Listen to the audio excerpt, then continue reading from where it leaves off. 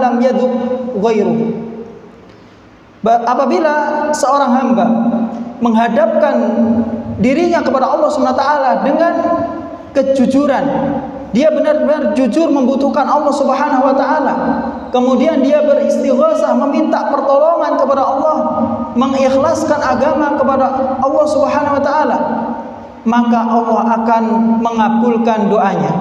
Allah akan menjawab doanya, dan Allah Subhanahu wa taala akan menghilangkan kesulitan, kesusahan yang ada padanya, dan Allah Subhanahu wa taala akan membukakan pintu-pintu rahmat untuknya.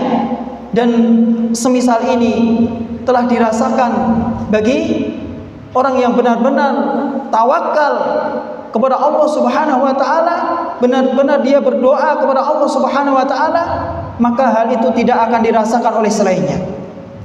Ya, semakin dia mempelajari akidah, maka semakin dia membutuhkan Allah Subhanahu wa taala.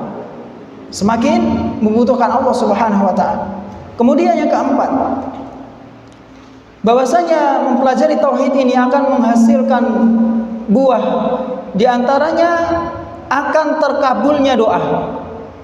Akidah tauhid ini menjadi sebab terkabulnya doa. Akan menjadi sebab terkabulnya doa. Oleh karena itu Rasulullah SAW, beliau ketika itu mendengar seseorang berdoa di dalam salatnya, tapi orang tersebut tidak memuji, tidak mengagungkan Allah Subhanahu wa taala, begitu juga tidak bersolawat kepada Nabi Muhammad SAW di dalam doanya. Maka Rasulullah SAW ketika itu mengatakan, ajilah hada, orang ini tergesa-gesa.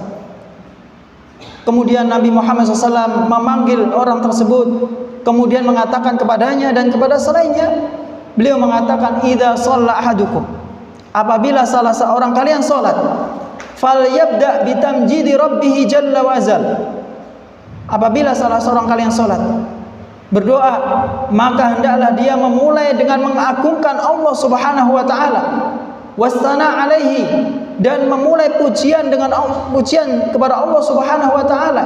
Kemudian dia bersalawat kepada Nabi Muhammad sallallahu alaihi wasallam, tsumma yad'u ba'du bima syaa. Kemudian setelah itu barulah dia berdoa kepada Allah Subhanahu wa taala sesuai dengan apa yang dia minta.